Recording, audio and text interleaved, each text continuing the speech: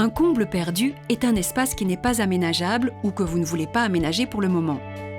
La souplesse d'un rouleau laine de verre Ursa permet de s'adapter à toutes les configurations de comble.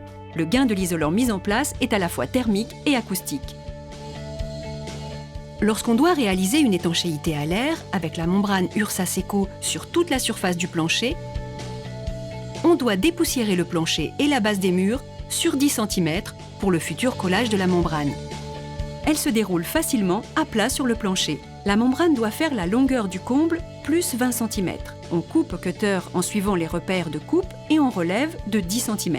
Dans les angles, le pare-vapeur Ursa Seco est replié en cornet.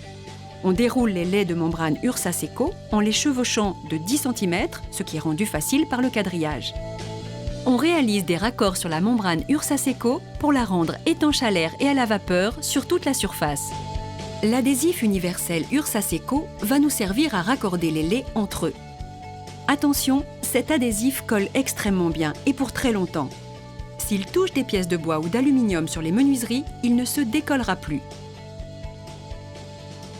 Appliquez l'adhésif le long des chevauchements entre deux laits.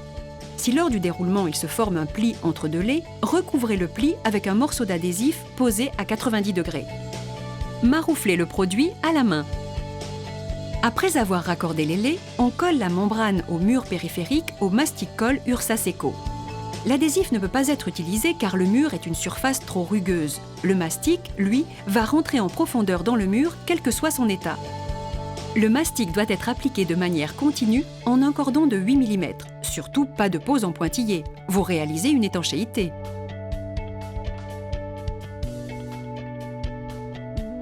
En marouflant à la main, on sent que le mastic s'écrase bien au mur et en continuité. Tout manque est immédiatement visible. On traite d'abord les parties courantes du mur et on finira par les angles pour moins tirer dessus. Mise en œuvre du rouleau laine de verre Ursa.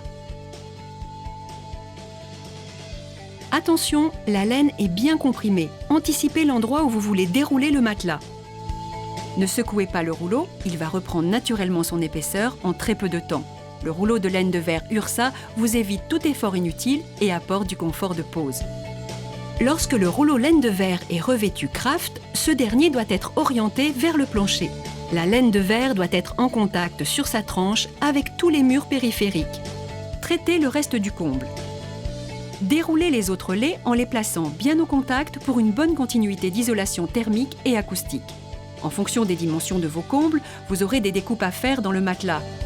Pour cela, mesurez la longueur manquante plus 1 cm. Attention, lorsque la membrane Ursa Seco est sous votre isolant, placez un support bois sous la laine au moment de la découpe. Utilisez une règle alu de plaquiste, 2 mètres, pour plaquer le produit et le couper au couteau à laine de verre. Votre comble est maintenant isolé durablement. Technique de pose en 2 couches croisées. On peut aussi réaliser une isolation performante en utilisant 2 couches de laine croisée. On disposera d'abord la première couche comme précédemment expliqué. Déroulez la deuxième couche perpendiculairement à la première avec un rouleau laine de verre nu Ursa, car il ne faut pas placer de Craft entre les 2 couches de laine. Comme pour une solution monocouche, votre comble a une isolation performante aussi bien thermique qu'acoustique.